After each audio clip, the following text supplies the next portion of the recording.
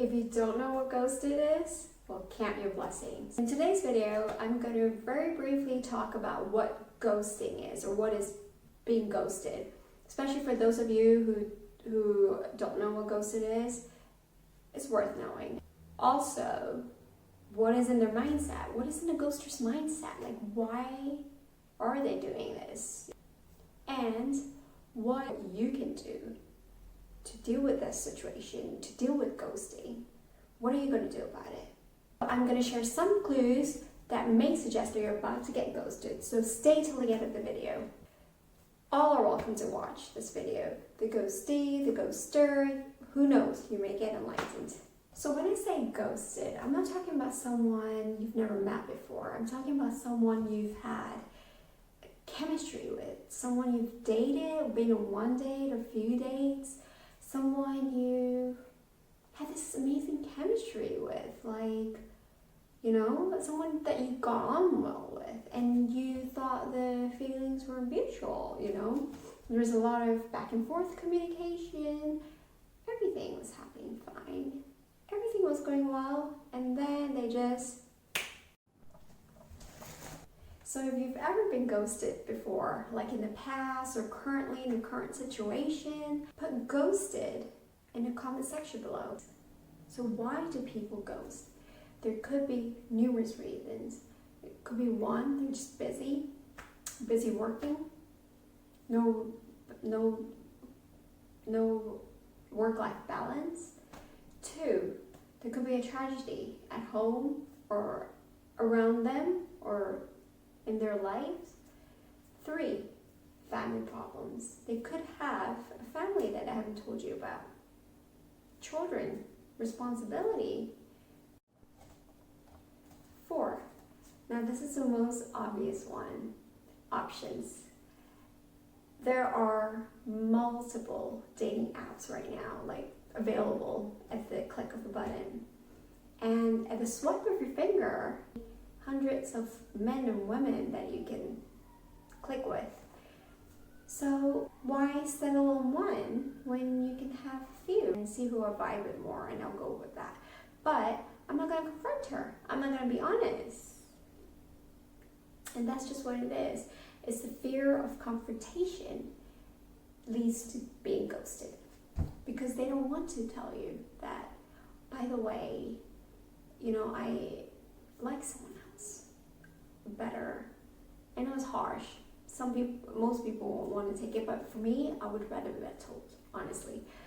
Honesty is the best policy for me. But anyway, so that dating apps have become a blessing as well as a curse, because it's a blessing because I remember for a long time I wanted to date people and I just didn't have the time because I was chasing my career. And now, you know, it's just so easy, but a curse because there are so many options. You're just not usually fighting for that person's attention. So yeah, regardless of the reasons, the mentality, ghosting has become so common that it has almost become, and I'm ashamed to say this, but it's almost become an acceptable behavior. You know, like, it's almost like we don't question it anymore because you've been ghosted. You don't condone it. I don't agree with it. I think it's disrespectful. I think that there's just lack in common courtesy. Like, where is it? Like,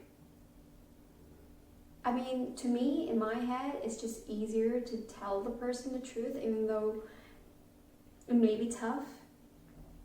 But if you do it right away, or you do it in the first stages, the sooner that person gets, you know, overcomes that, and the sooner they can move on and they can meet someone else. But if you're ghosting them, you're not being honest, you're dragging it, you're also making them lose out on the potential person they're meant to meet because they're wondering about you. You know, whoever they're calling in is delaying it. It's being delayed because you're holding them off, because you're not being honest with them. You're not telling them that actually you know, it's not working out. Speaking of numbers, let me start with myself. I have been ghosted twice within 6 months, and honestly, it was like the worst feeling ever. It just hit me, you know, and for somebody who's never experienced that before, to have that happen, it was just like, oh my god, especially the first one. When the first one happened, it was like, oh my god, how do I cope with this? And it could not have happened at the worst time, because I was already going through a lot of extreme anxiety, and to have that happen to me, it was just like, it made it worse. By the way, guys, I'm going to be releasing a few anxiety videos on anxiety, so do check them out. Make sure you hit the bell button or subscribe to my channel, and you should get the notification. What can you do for yourself if you've been ghosted? So number one, accept your emotions. Let your emotions pass. When I got ghosted, I accepted them. So if I felt like crying, I cried. If I felt angry, I felt angry. I don't feel afraid to be vulnerable. Number two, forgive yourself. Don't get into that self-destructive mentality that I'm not good enough, that, you know, he didn't like me, I wasn't pretty enough, or I wasn't funny enough. Stop. There's nothing wrong with you. It's just that they're vibing with someone else, or, you know, whatever. Maybe you escaped. So that brings me to the next one, which is love thyself. Until you don't love yourself, you don't project that out there. Yeah, show gratitude, you know, like, I'm thankful that I have, you know, that I'm here, that I'm standing, that I have these amazing eyes, or I have this amazing hair, or whatever it makes you feel good about yourself. And the last one, and I find this one of the most important one, because it's the most hardest to do, but don't be afraid of rejection. It's really easy when you get rejected for a job interview, and it affects you. It affects your whole confidence. It affects your self-esteem, and you start questioning yourself. But don't be afraid.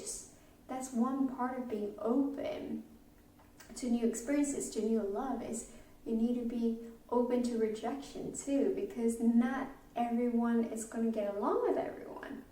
So what are the signs to watch out for, or clues to watch out for, that suggest that you are about to get ghosted? Number one, being maintained. So they're trying to keep you maintained, or keep that sort of interest maintained via electronic means. So, and they have no plans to meet you. They don't make any plans. So that is one clue. Number two, it's leaving you crumbs. Cookie crumbs, bread crumbs, you name it. When they have started to leave you a few of these, only keeping you interested via electronic means, make less effort to talk to you. Eventually, it will be sporadically, the texting or whatever. So where they used to text you every day, it will become 2 days you won't hear. And it will be 5 days, and then it will be 2 weeks, and then done, ghosted.